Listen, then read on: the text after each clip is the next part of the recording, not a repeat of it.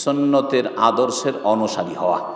এই বিষয়টিকে 2 নম্বরে বলা উচিত ছিল তাওহীদের পরে, কিন্তু শেষখানে বললাম যাই হোক, সুন্নতের অনুসারী হতে হবে। যেমন আপনাকে তাওহীদ প্রতিষ্ঠা করতে হবে, এক আল্লাহর ইবাদত বন্দেগী করতে হবে, তেমনি নিরাপদ জীবন চাইলে এক রসুলের তরিকায় চলতে হবে। জি, 126 তরিকায় চললে কাজ হবে না। 126 তরিকা আছে, জানা আছে না নেই? জানেন না 126 তরিকা? আর সবগুলি হক্কানি তরিকা। তাহলে ইসলামটা গেল কোথায়? হ্যাঁ, রাসূলুল্লাহ সাল্লাল্লাহু আলাইহি ওয়াসাল্লামের তরিকা গেল কোথায়? জি, ওই সব তরিকা নিলে হবে না। মানুষের তৈরি করা তরিকা চলবে না। যদি রাজনৈতিক নেতা বলে আমার তরিকা, আমাদের দল, তো ওটা আপনি অস্বীকার করে দিবেন। আর যদি ইসলামের জুব্বা পরে আলখাল্লা পরে এসে বলে যে আমাদের তরিকা মানুষের তৈরি করা, ওটা আবার কবুল করে নেবেন, কেমন মুসলিম হইলেন আবার? হ্যাঁ, যে এই লোক বলছে তখন কবুল করছেন না, আর এইরকম বেশভূষা নিয়ে আসছে তখন আপনি মানুষের তৈরি করা তরিকা কবুল করে নিচ্ছেন। মানবরচিত বিধানের প্রশ্ন আসছে তখন বলছেন না না না না, ওইটা তো কবুল করা যাবে না। কিন্তু মানবরচিত জিকিরের কথা আসছে তখন কি করে কবুল করে নিচ্ছেন? মানবরচিত তরিকতের কথা আর মারিফতের কথা যখন আসছে তখন কি করে কবুল করে নিচ্ছেন? আল্লাহ পাক যেন বুঝার তৌফিক দান করেন। বলবো যে সুন্নতকে আঁকড়ে ধরা, রাসূলের তরিকায় আল্লাহ পাকের ইবাদত করবেন। তরিকা হবে রাসূলুল্লাহর, ইবাদত হবে আল্লাহর। জি, এক আল্লাহর ইবাদত হবে, এক রাসূল সাল্লাল্লাহু আলাইহি ওয়াসাল্লামের তরিকায় ইবাদত হবে।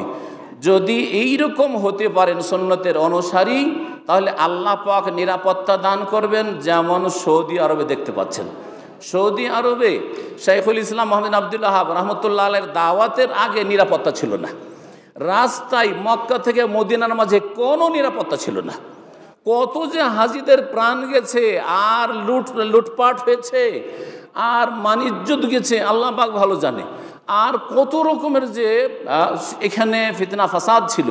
কিন্তু যখন তৌহিদের দাওয়াত প্রতিষ্ঠিত হইল, রাসূলুল্লাহ সাল্লাল্লাহু আলাইহি ওয়াসাল্লামের সুন্নাত প্রতিষ্ঠিত হইল, শিরক বিদআত নির্মূল হইল আল্লাহ পাকের ফজল ও করমে এবং শাইখুল ইসলাম মুহাম্মদ আব্দুল ওয়াহাব রাহমাতুল্লাহ আলাইহির দাওয়াতের বরকতে, এবং এই দাওয়াতের যে পৃষ্ঠপোষকতা করেছিলেন আলে সৌদ ইমাম মুহাম্মদ বিন সৌদ রাহিমাহুমুল্লাহ জামিআন, এর বরকতে আল্লাহ পাক এত নিয়ামত দান করলেন, ধন সম্পদের নিয়ামত, পেট্রোলের নিয়ামত, হ্যাঁ, তারপরে নিরাপত্তার নিয়ামত, সব রকম নিয়ামত আল্লাহ পাক দান করেছেন। আল্লাহ পাক যেন সেটাকে টিকিয়ে রাখার সকলকে তৌফিক দান করেন। বলছিলাম যে বিদআত করলে নিরাপত্তা হারিয়ে যায়, সুন্নতের অনুসরণ করলে নিরাপত্তা কায়েম থাকে। এই মর্মে সূরা নূরের আয়াত নম্বর 63 দিয়ে আমার আলোচনা শেষ করতে যাচ্ছি। আল্লাহ পাক ইরশাদ করছেন, ফালিয়াহযারিল্লাযীনা ইউখালিফুনা আন আমরিহি আন তুসিবাহুম ফিতনাতুন আও ইউসিবাহুম আযাবুন আলীম। তারা যেন সতর্ক সাবধান হয়ে যায়। আল্লাহ বলছেন, ফালিয়াহযারিল্লাযীনা ইউখালিফুনা আন আমরিহি, যারা রাসূলুল্লাহ সাল্লাল্লাহু আলাইহি ওয়াসাল্লামের কথার নাফরমানি করে, বিরুদ্ধাচরণ করে, তারা যেন সতর্ক সাবধান হয়ে যায়। কি থেকে?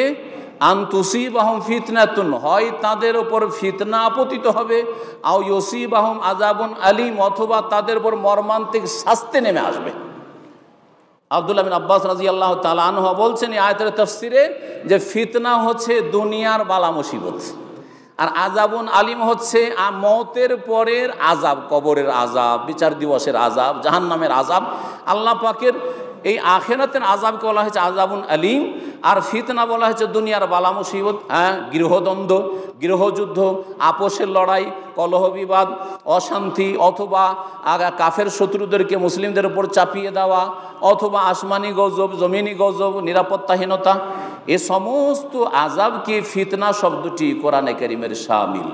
আন তুসিবাহুম ফিতনা, সাবধান হয়ে যাও, রাসূলের নাফরমানি করলে কি হবে? ফিতনা নেমে আসবে, ফিতনায় লিপ্ত হবে, নিরাপত্তা হারিয়ে যাবে। আল্লাহ পাক রব্বুল আলামিন যেন আমাদের নিরাপদ জীবনযাপনের তৌফিক দান করেন, এবং নিরাপদ জীবনের জন্য যে কোরআনী হিদায়াত রয়েছে, দিক নির্দেশনা রয়েছে, তা ফলো করার তৌফিক দান করেন। রাসূলুল্লাহ সাল্লাল্লাহু আলাইহি ওয়াসাল্লামের যে দিক নির্দেশনা রয়েছে তা ফলো করার তৌফিক দান করেন।